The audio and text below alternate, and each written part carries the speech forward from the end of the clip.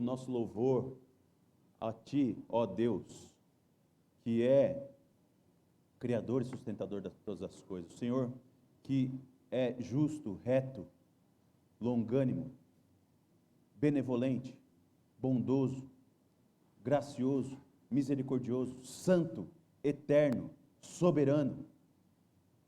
Com todos esses atributos extraordinários, o Senhor se faz presente em nossas vidas, nós que somos criaturas tão simples e que nos fazemos rebeldes distante do Senhor, nos fizemos rebeldes para com o Senhor.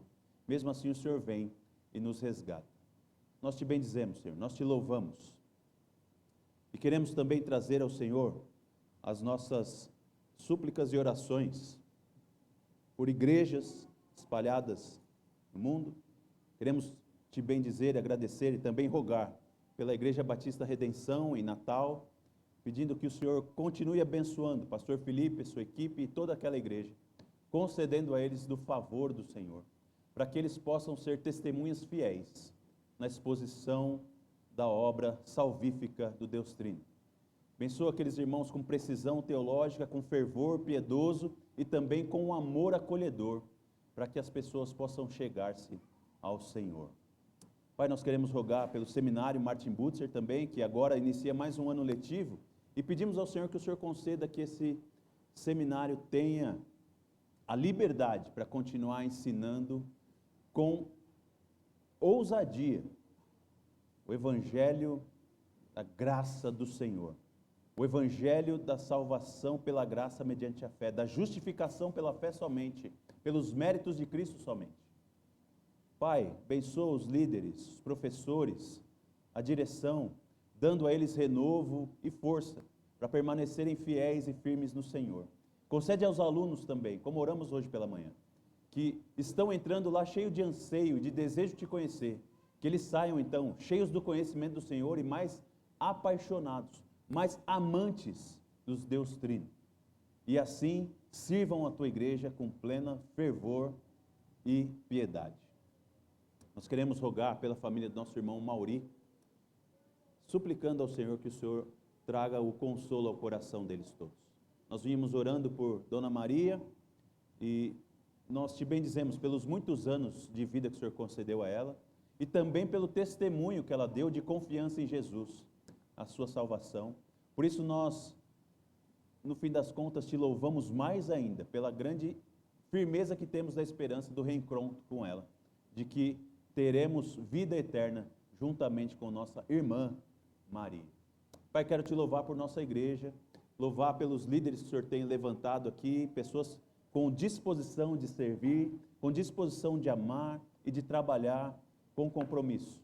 Abençoe esses irmãos, Pai, concede a eles fervor, concede a eles força, concede a eles renovo, que eles possam, esperando no Senhor, né, levantar voo como águias, que é a promessa do Senhor para os seus filhos, e que sejam então renovados e cheios de ânimo para bendizer e fazer o Senhor conhecido.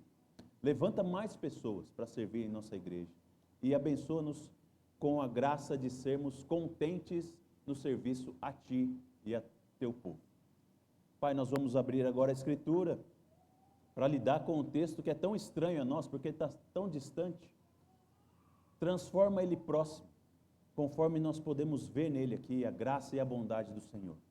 Nos faz enxergar aqui o favor do Senhor, não só para com aquele povo distante que viveu há quase 3.000 anos atrás, mas ver o favor desse Deus que é eterno, que continua agindo e age até hoje, também em nossas vidas, nos alcançando e nos abençoando. Abre os nossos olhos e os nossos ouvidos para Te ver. É a oração que fazemos em Jesus de Nazaré. Amém, amém e amém.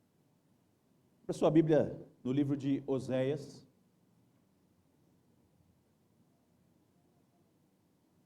e nós oficialmente hoje iniciamos a exposição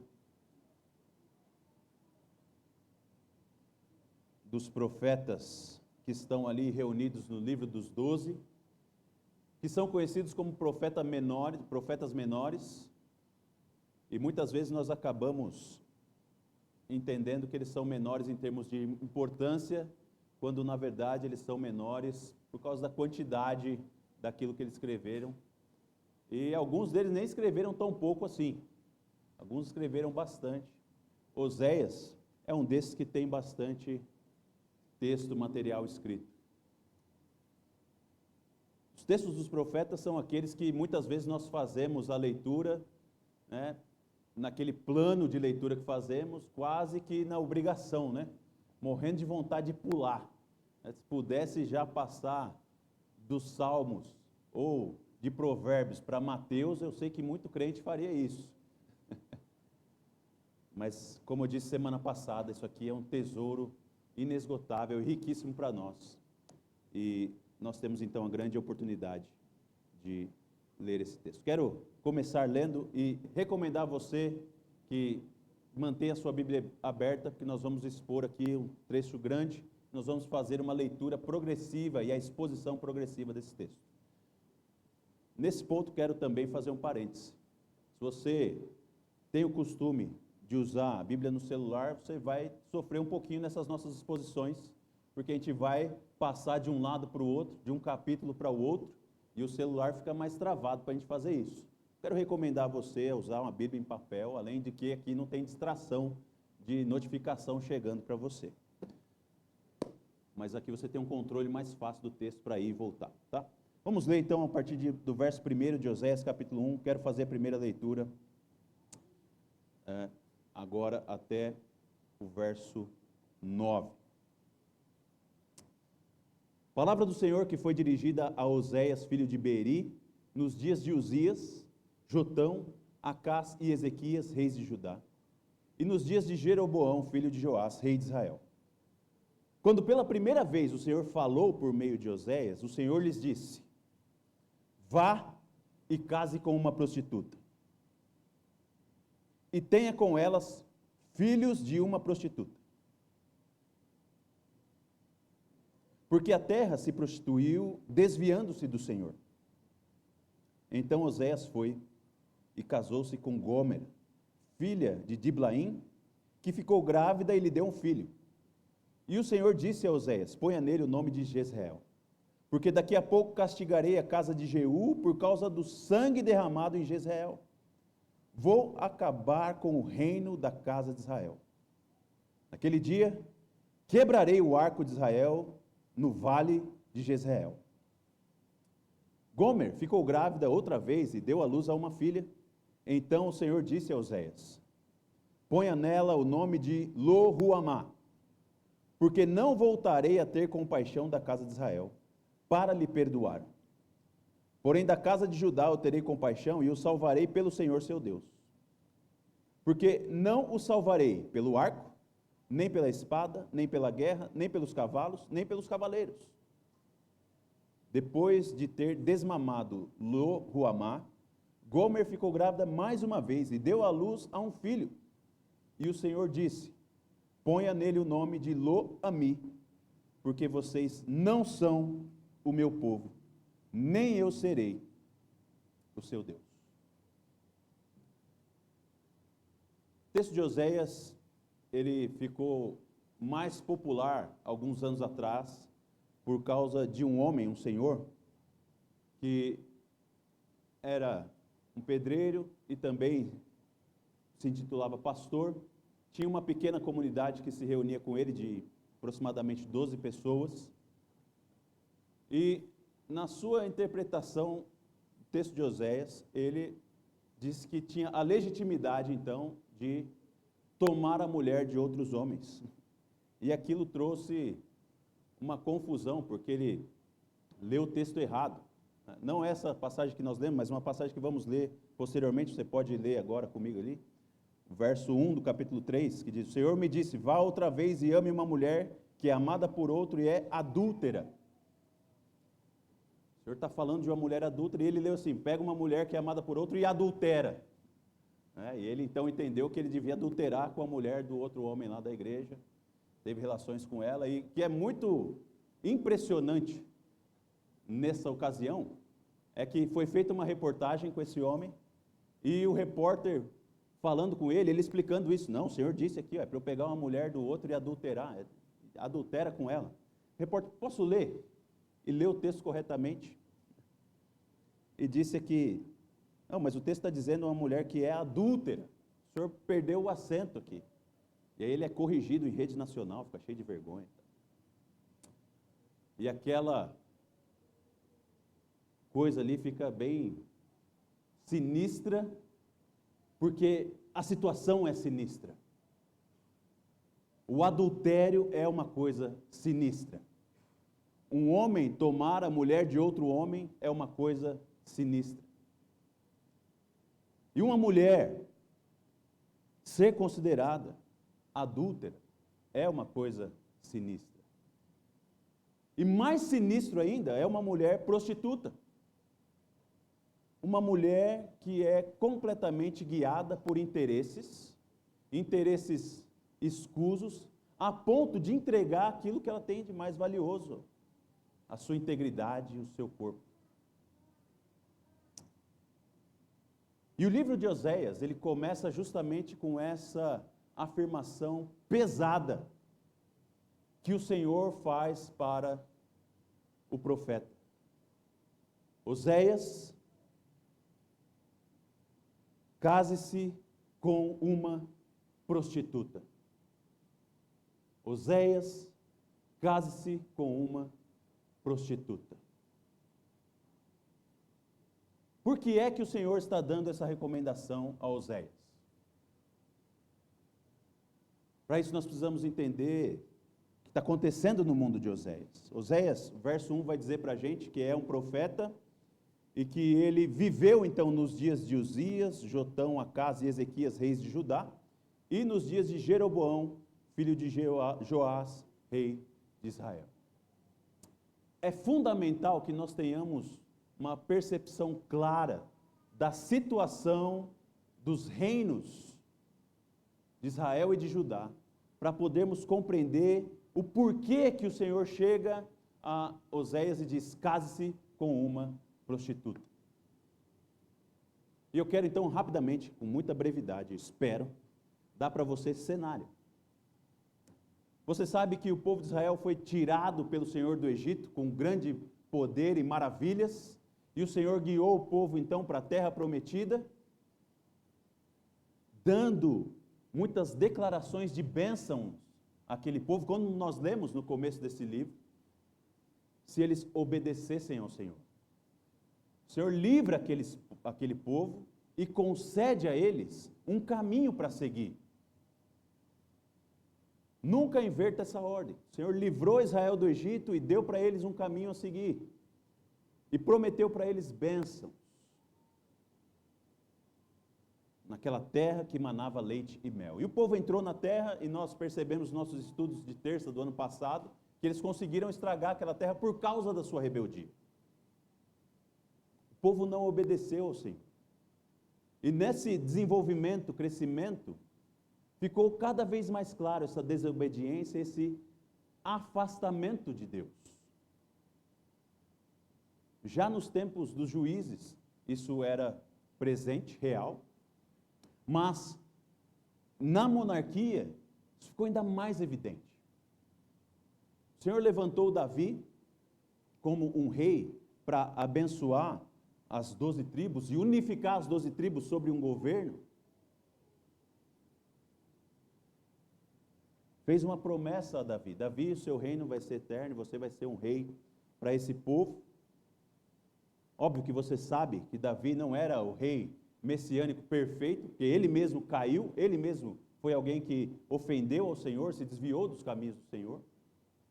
Mas depois da morte de Davi, a sequência dos reis vai ficar ainda mais degradante. Salomão vai se desviar dos caminhos do Senhor, mesmo ele sendo sábio, recebendo do Senhor sabedoria. O filho de Salomão, ele é tão tolo a ponto de que ele divide o reino. A sua tolice é tão grande que 10 tribos dizem, nós não queremos mais ser governados na dinastia davídica. Vamos colocar sobre nós um outro rei, de uma outra família que não da família de Davi. e estabelece então Jeroboão como seu rei.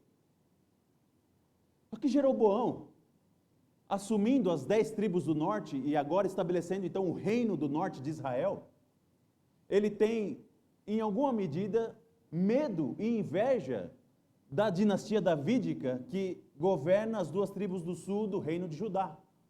E ele não quer então que as suas tribos, que estão debaixo do seu governo, vão a Jerusalém para cultuar a Deus. E ele então estabelece 2 cidades de adoração, Betel e Dan, e estabelece nesses lugares bezerros para serem adorados. E de uma maneira doida, maluca, Jeroboão vai quebrar diretamente o segundo mandamento, fazendo imagens de Jeová para serem adorados.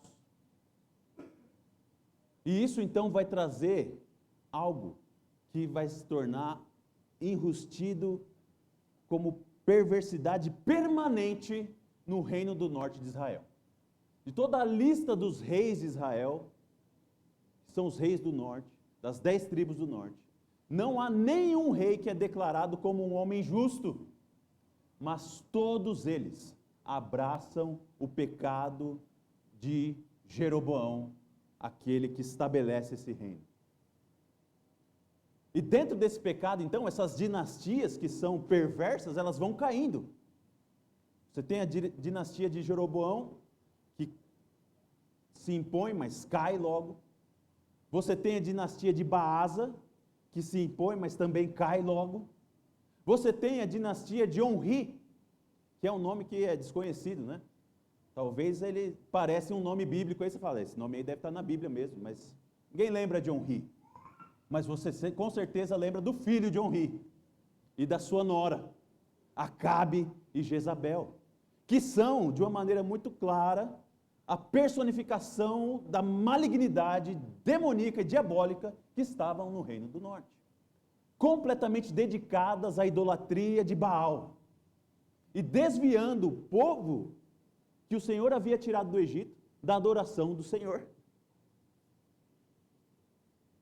O Senhor elimina também a dinastia de Onri, eliminando a sua família, e levanta a dinastia de Jeú, que é também um homem sanguinário. E esse homem sanguinário, ele é sedento por sangue.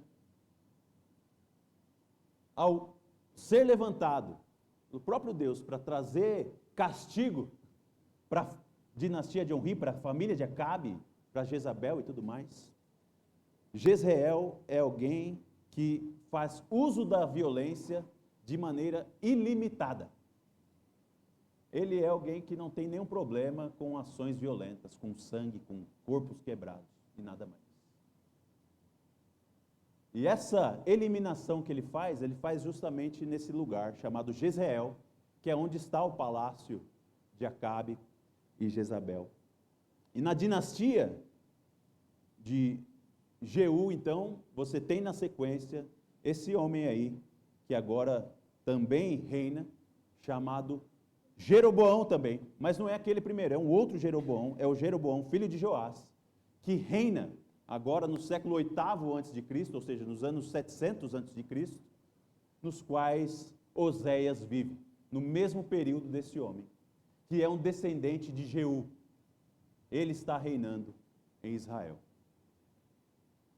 E esse desvio, então, de Israel pleno, é o que leva o Senhor a dizer para Oséias: Oséias, case-se com uma prostituta. Porque você, Oséias, vai ser uma representação concreta, real, clara, do meu relacionamento com Israel. Como ele vai dizer no final do verso 2: a terra se prostituiu, desviando-se do Senhor. Assim como uma mulher que, buscando interesses espúrios, entrega a sua dignidade e o seu corpo, Israel, buscando interesses espúrios, entregou a sua pureza e a sua dignidade, se afastando de Jeová, buscando nas promessas mentirosas dos deuses falsos, prazeres que não podiam ser encontrados lá. Muitas vezes na Bíblia, a idolatria vai ser comparada à prostituição, porque a prostituição é isso. Aquele que procura uma prostituta, busca prazer momentâneo, passageiro. Na prostituição não há compromisso, não há relacionamento, não há amor. Na prostituição há fingimento, há mentira em troca de valores pagos. E aquele que busca um ídolo, busca prazeres momentâneos, busca bênçãos momentâneas, desejos momentâneos, mas não um relacionamento, não uma vida dedicada em piedade, mas somente satisfação temporal. E essa é a realidade do povo de Israel nos anos 700 antes de Cristo, no século 8º antes do Senhor, 2.700 anos atrás. O povo está completamente desligado do Senhor, abandonou o Senhor, se prostituindo com ídolos, e Deus então diz a Oséias: Oséias, case-se com uma prostituta, para representar concretamente aquilo que Israel tem feito para comigo. E desse relacionamento de Oséias com Gomer, nascem 3 crianças. 3 crianças. E essas 3 crianças recebem nomes que representam justamente a situação relacional de Deus com o povo de Israel. Primeiramente nasce Jezreel. O filho mais velho recebe o nome de Jezreel, porque o Senhor vai dizer: eu vou punir Israel por aquilo que Jeú executou no vale de Jezreel. Aquela sanguinolência, aquela matança brutal, aquele gosto por sangue e por vingança, será vindicado. Eu vou punir isso. Eu vou acabar com o reino da casa de Israel. Essa é a palavra que o Senhor fala no final do verso 4. Irei acabar com o reino da casa de Israel. O primeiro filho chama Jezreel, porque o Senhor vai executar juízo pela maldade, a vileza violenta do povo de Israel. O segundo filho vai chamar Lo-Ruamá, que aliás é uma filha, que significa não terei compaixão, ou não terei misericórdia. E note, se você olhar aí para o verso 6, você vai ver que o nome é justamente aquilo que Deus diz. Ponha o nome dela de Lo-Ruamá, porque não voltarei a ter compaixão. E o nome Lo-Ruamá significa justamente isso, não compaixão. Não compaixão. A sua filha, o nome dela será não misericórdia. Por que, Senhor, que a minha filha vai chamar não misericórdia? Porque eu não terei misericórdia de Israel. Não terei misericórdia de Israel, mas executarei o meu juízo. Não voltarei a ter compaixão para perdoá-los. Serão alvos do meu juízo. E o terceiro filho chama-se Lo-Ami, que significa não meu povo. E ele diz isso: ponha o nome do seu filho de não meu povo. Por que, Senhor? Final do verso 9. Por que, Senhor, o meu filho deve chamar não meu povo? Porque vocês não são o meu povo, e eu não serei o seu Deus. Vocês não são o meu povo, e eu não serei o seu Deus. Mensagem inicial do livro de Oséias é algo extremamente pesado. Fiquei pensando muito aqui nessa situação, né? Porque muitos de vocês talvez não teriam coragem de ler esse texto aqui para os seus filhos. E as crianças fazem parte do nosso culto aqui, estão ouvindo essa coisa pesada que o Senhor fala aqui para nós. Do desvio de Israel e de quão pesado é o desvio daquele povo que foi liberto do Senhor das mãos dos egípcios. A ponto de que a representação clara disso é de um homem que se une a uma prostituta, casa-se com ela e tem 3 filhos com ela. E esses 3 filhos têm nomes que representam a situação relacional do Senhor para com Israel. Meus irmãos, eu não sei em relação a você, né? Eu não sou uma pessoa ciumenta, mas eu de jeito nenhum teria essa disposição clara aqui de Oséias para me relacionar com uma mulher como Gomer. Nós, quando estamos procurando alguém para nos relacionar, a gente procura alguém que seja comprometido, que seja fiel. E o Senhor estabelece para Oséias a figura de algo extremamente sinistro, porque no fim das contas o Senhor está mostrando aquilo que Ele mesmo realizou. Ele resgatou um povo que é quebrado. O Senhor foi atrás de um povo que é quebrado. Os israelitas não eram bonzinhos, e não foi porque eles eram bonzinhos que o Senhor foi atrás deles no Egito. Se você ler o livro de Gênesis, você vai ver que a origem do povo de Israel é uma origem pagã, de adoração de outros deuses.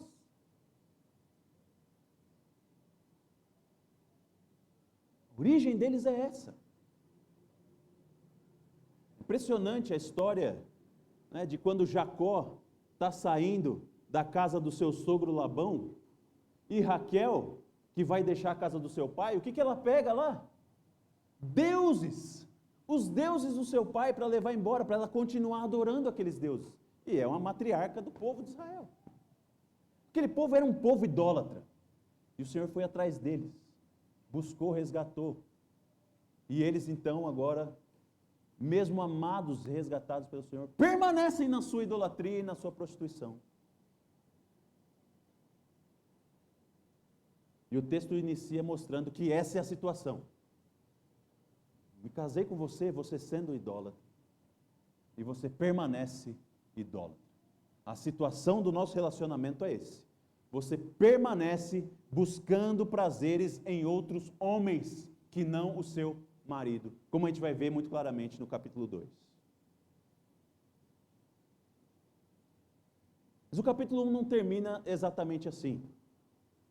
Porque o Senhor levanta Oséias e diz para Oséias essa representação clara da situação de Israel, mas o Senhor vai afirmar a sua posição de marido. E a sua posição como alguém que fez votos eternos, imutáveis. Olha a partir do verso 10. Todavia, o número dos filhos de Israel será como a areia do mar, que não se pode medir nem contar. E acontecerá que, no lugar em que lhes foi dito, vocês não são o meu povo, ali mesmo se dirá a eles, vocês são filhos do Deus vivo.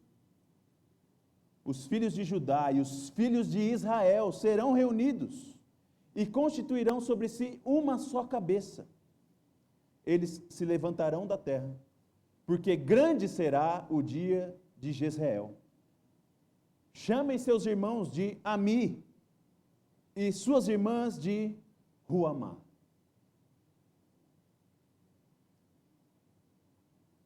Continuidade da palavra do Senhor para Oséias é essa. Oséias diz para esse povo que eles estão se prostituindo contra mim, e que eles estão afastados de mim, completamente distantes. Mas eu vou manter a minha posição de marido, e vou manter a minha caracterização para com eles, e trarei eles um dia para próximo de mim. Eu não vou quebrar a minha aliança. Eu não irei quebrar a minha aliança. E a promessa do Senhor, então, é que O juízo não é permanente. A disciplina não é permanente. Ele irá reunir esses filhos sobre uma só cabeça. E note a beleza do verso 1 do capítulo 2. Chame os seus irmãos de ami, ou seja, de povo.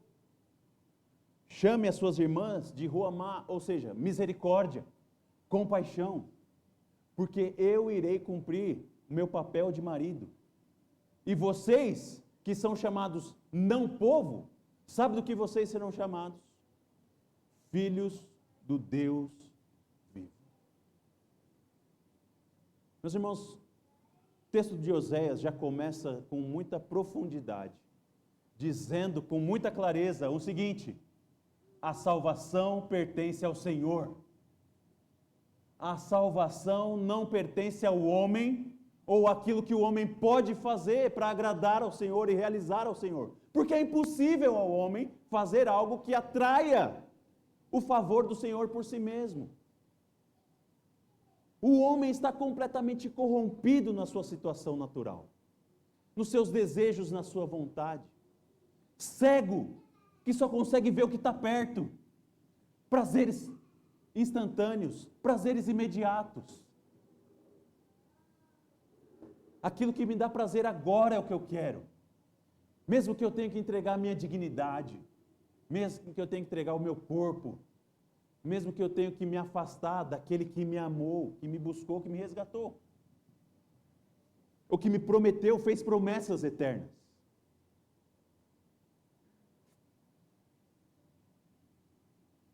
Salvação pertence a Deus. É Ele que, de acordo com a sua aliança e a sua própria determinação, quem decidiu salvar seres humanos. E essa relação do Senhor com o povo de Israel deixa isso muito claro.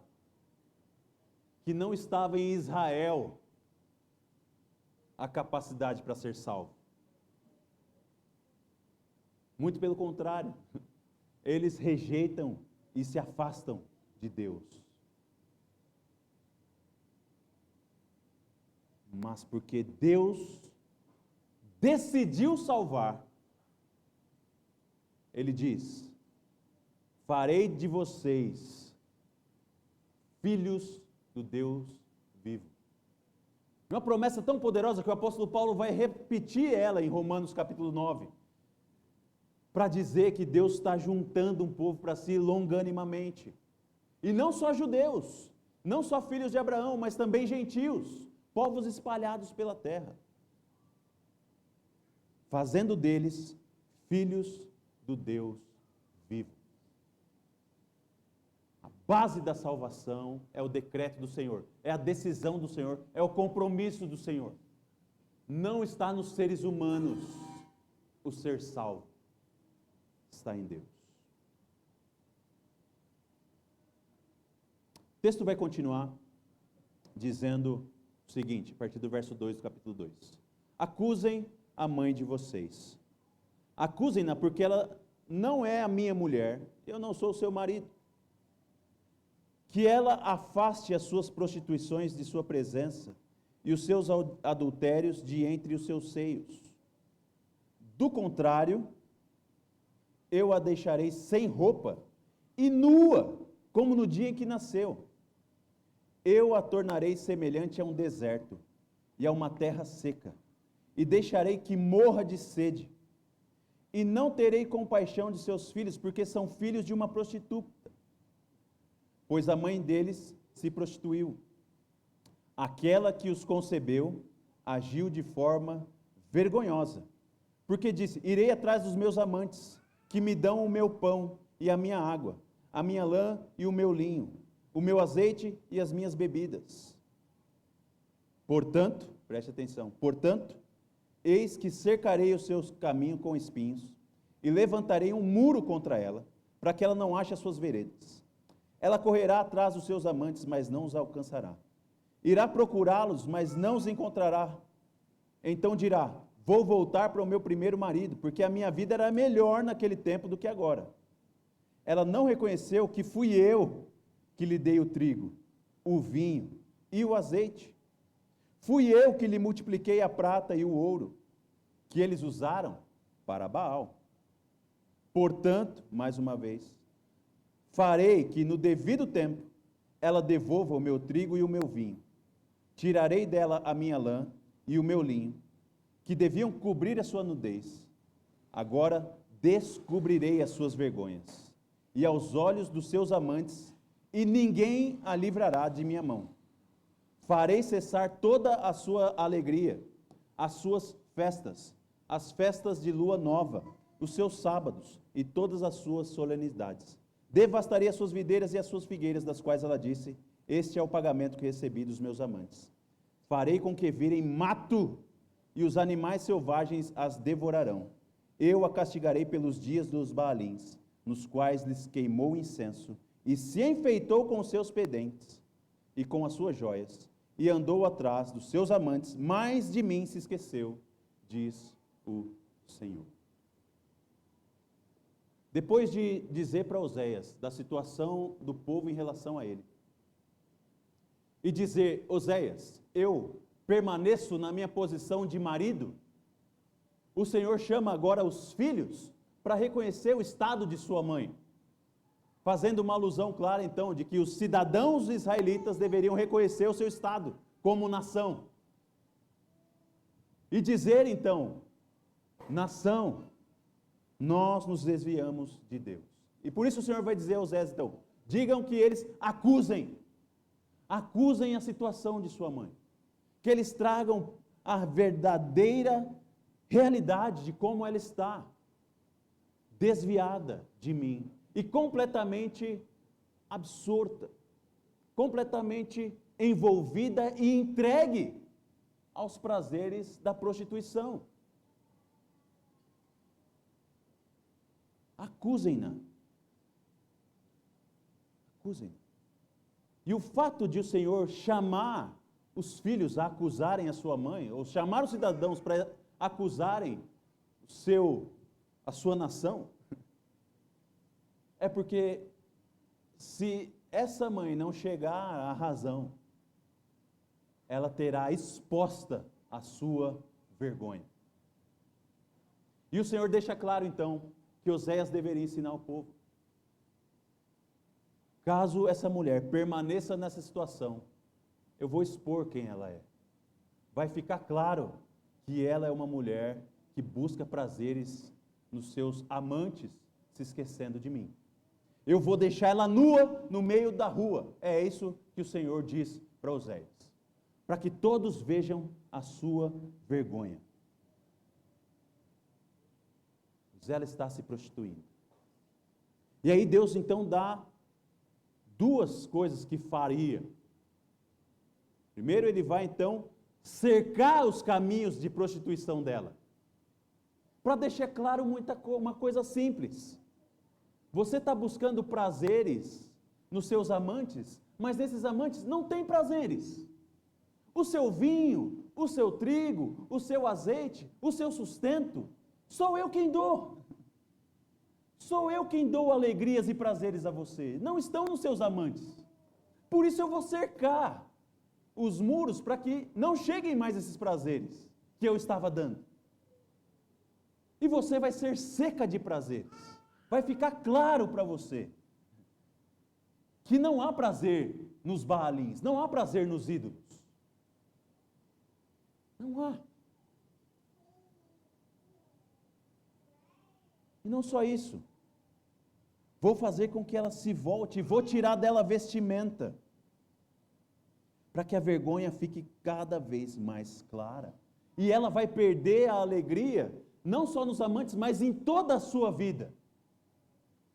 Note, os versos 10 e 11, que coisa extraordinária, a acusação e a promessa do Senhor, da realidade da prostituição e da vida de idolatria. Descobrirei as suas vergonhas aos olhos dos seus amantes, e ninguém a livrará de minha mão. Farei cessar toda a sua alegria, as suas festas, as festas de lua nova, e os seus sábados, e todas as suas solenidades. O que Deus está dizendo aqui para Oséias, irmão? Que que os amantes daquela mulher, que contratavam e pagavam a ela, vão perder a graça por ela. Eles vão olhar para ela e falar, isso aqui também não me dá nada. E essa é a grande realidade que os deuses entregam para a gente. Eles nos chamam a nos prostituir com eles, e nós vamos, e aí eles vão dizer assim, quer saber? Você é uma prostituta. Não tem prazer em você. E aos olhos dos amantes, então, fica desvendada a vergonha. Os deuses sabem também aquilo que nós somos, na sua incapacidade limitada. E aí acaba o riso de tudo. Acaba toda a alegria e festa. Festas de lua nova, e os sábados e as solenidades. Aqueles ritos pagãos que eles faziam para adorar Baal, com sacrifícios humanos, com prostituição, orgias e imoralidade sexual. Tudo aquilo seria desavergonhadamente exposto para dizer, isso aqui não traz nada de prazer, isso aqui é vergonha, isso aqui é vexame.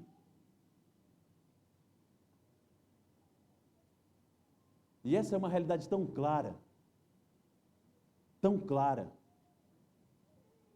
que as pessoas que estão envolvidas em idolatria, na idolatria do prazer, dificilmente ela vai dizer para alguém que ela está vivendo na idolatria do prazer.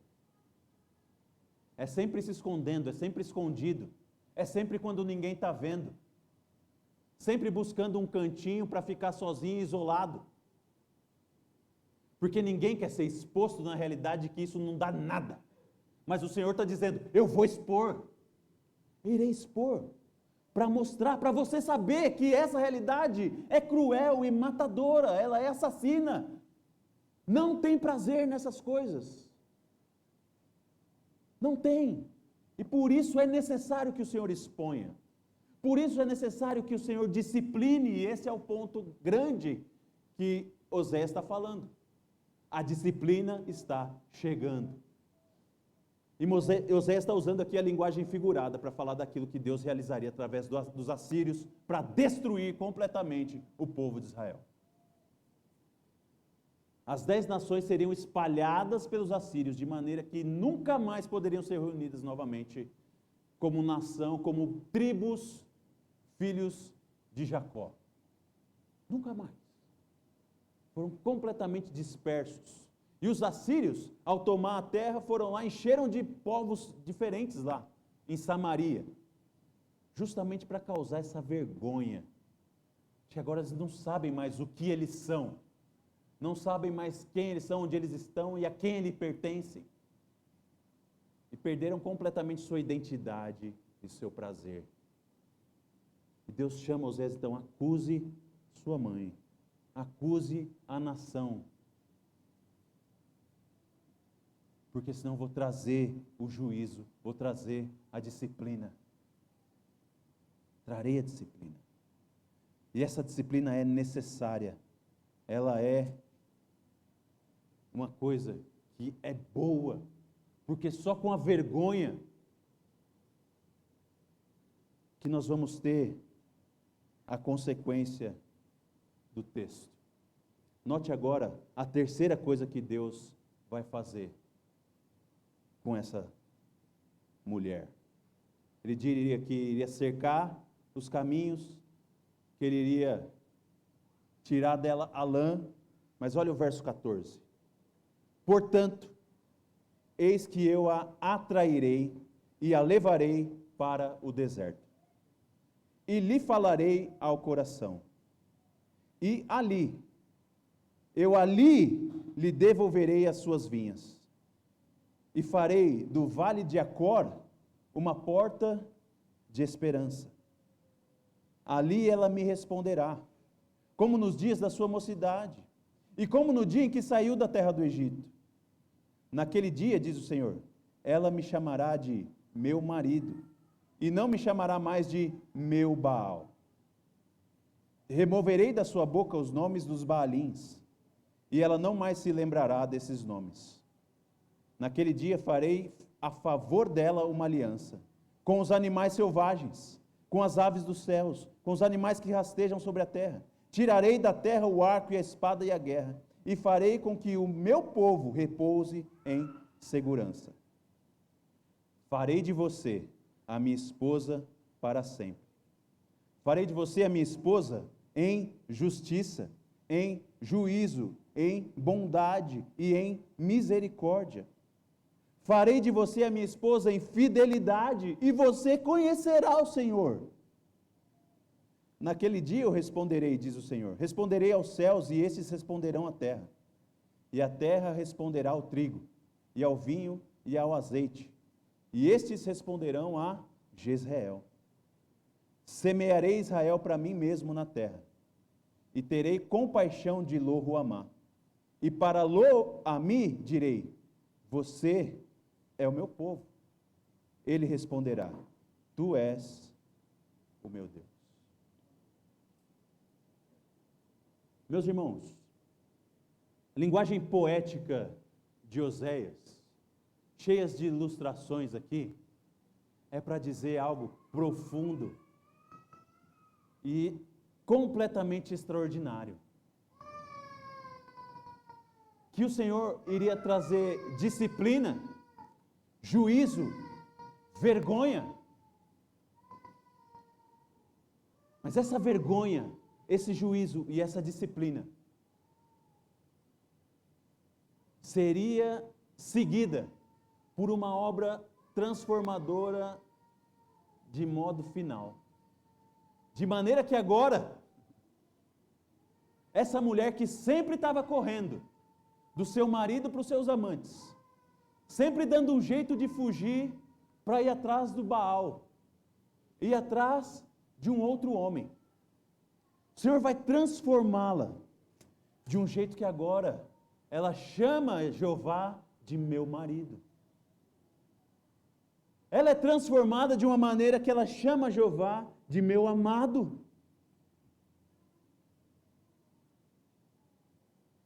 Os afetos dessa mulher serão transformados. A condição natural dessa mulher será transformada. Aquele desejo inerente natural que ela tinha de buscar a prostituição, pecado, idolatria, afastamento, de correr do Senhor, de fugir da casa do seu marido, seria transformado de agora de tal maneira que ela não quer outro lugar senão sua própria casa e outro homem que não seu próprio marido. A promessa do Senhor é de uma transformação radical. Radical. A ponto de que o vale de Jezreel, que foi um vale de morte, vai ser agora um vale de vida e cumprir o seu nome. E Jezreel significa Deus semeia. E agora no vale de Jezreel vai nascer trigo, vai nascer vinho, vai nascer semente, azeite, porque a terra vai responder a essa obra extraordinária do Senhor de transformação, de renovação, de redenção. A própria terra, a criação, vai responder a essa obra transformadora do Senhor, de mudar a condição dessas pessoas. Transformação da natureza delas. É o que Deus diz que vai fazer. E Oséias termina o capítulo 2 com uma palavra que o apóstolo Pedro vai usar. Oséias diz, para Lo-Ami, ou seja, para não meu povo, eu direi, você é meu povo. Para Lo-Ruamá, ou seja, para não compaixão, para não misericórdia, eu direi, terei compaixão de você. Isso faz soar com você um eco no apóstolo Pedro? Quando ele se dirigindo aos seus leitores, ele diz, vocês que não eram povo, agora sois povo de Deus. Vocês que não tinham alcançado a misericórdia, agora alcançaram a misericórdia de Deus. E o que o apóstolo Pedro está demonstrando é justamente o cumprimento dessa promessa do Senhor, de que Ele então faria novo nascimento nas pessoas, uma transformação da essência humana, de dedicados ao pecado e ao seu próprio prazer, de dedicados à glória do Deus Trino, Salvador e Criador de todas as coisas. Essa que é a necessidade humana. A necessidade humana não é de simplesmente um prazer passageiro ser suprido. A necessidade humana é de ter os seus afetos transformados e buscar a sua satisfação naquilo que é satisfação real e eterna. Olha o que Deus diz como exemplo dessas coisas, irmãos: trigo, vinho e azeite, coisas que nos dão saciamento, coisas que nos saciam, que nos dão prazer, que nos satisfazem. E o Senhor promete então que vai mudar os afetos dessas pessoas para estarem satisfeitas nele. E finalmente ele chega no capítulo 3. O Senhor me disse: vá outra vez e ame uma mulher que é amada por outro e é adúltera, assim como o Senhor ama os filhos de Israel, embora eles olhem para outros deuses e amem bolos de passas. Assim, comprei-a por 15 peças de prata e 150 quilos de cevada. E eu disse a ela: você vai ficar comigo por muito tempo. Você não deve se prostituir, nem se entregar a outro homem. E eu farei o mesmo em relação a você. Porque os filhos de Israel ficarão por muito tempo sem rei, sem príncipe, sem sacrifício, sem coluna, sem estola sacerdotal ou ídolos do lar. Depois, os filhos de Israel voltarão e buscarão o Senhor seu Deus. E Davi, seu rei. E nos últimos dias, tremendo, se aproximarão do Senhor e da sua bondade. E no capítulo 3, então, irmãos, Oséias diz como essa transformação seria feita. Depois de dizer que Deus traria a vergonha dos seres humanos à tona, para dizer: olha, vocês são isso, vocês são vergonhosos, vocês são pecadores, vocês me odeiam, vocês fogem de mim, mas eu vou transformar vocês.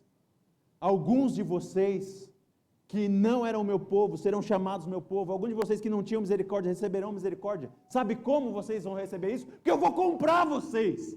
Eu vou pagar o preço. Vocês querem receber o preço? Está aqui o preço, eu pago. Eu pago. Eu vou comprar com 15 peças de prata e 150 quilos de cevada. Eu vou pagar o preço. E vocês serão meus. E vocês serão meus e serão atraídos por mim e por Davi, o seu rei. E eu espero que você tenha feito a matemática aqui, quando eu disse do contexto e dos anos que Oséias está vivendo. Oséias está vivendo mais de 200 anos depois de Davi. Como que esse povo agora vai se voltar para Davi? Davi já morreu.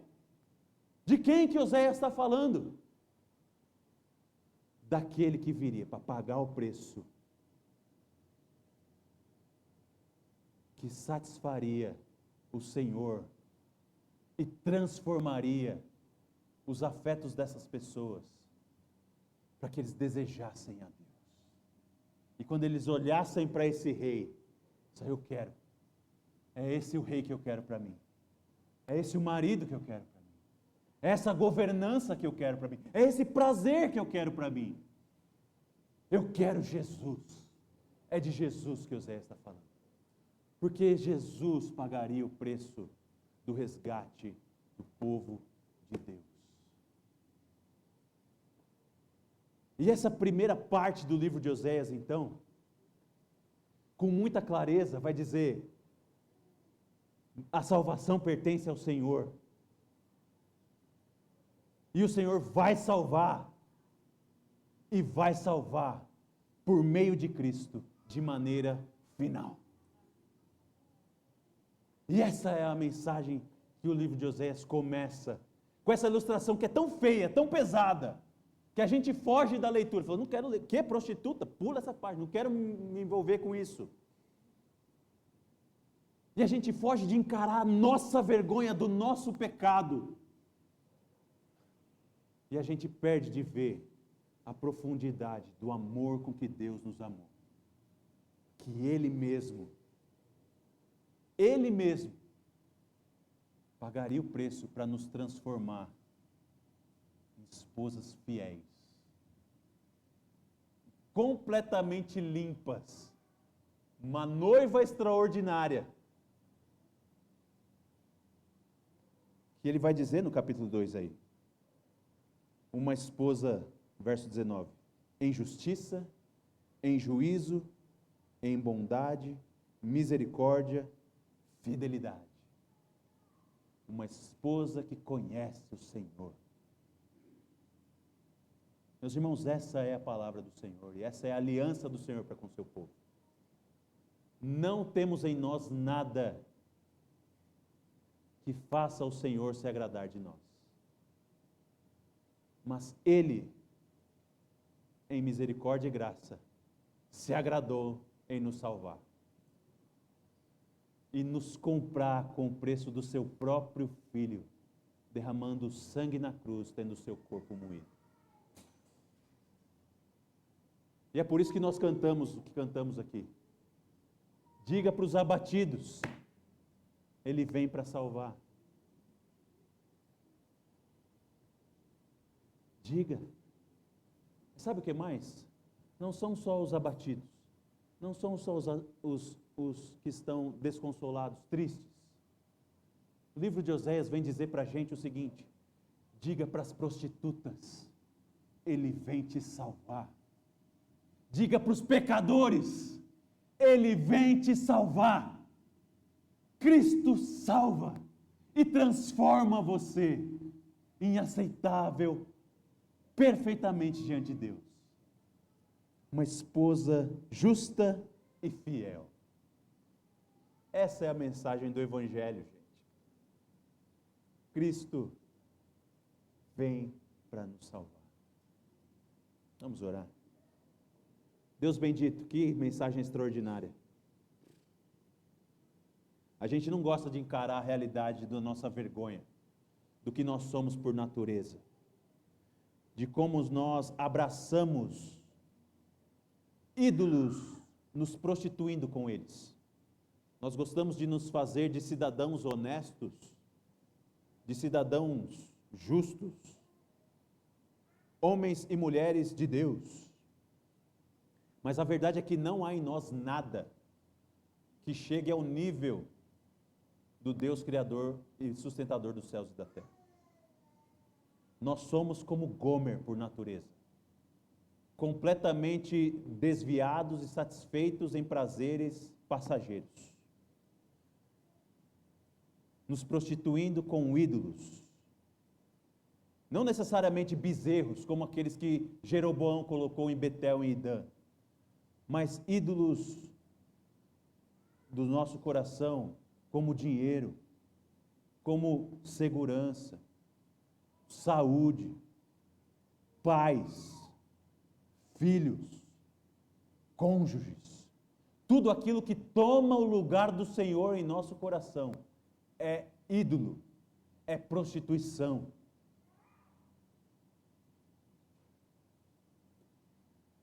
Essa é a nossa realidade por natureza. Mas nós te bendizemos porque o Senhor vem para salvar.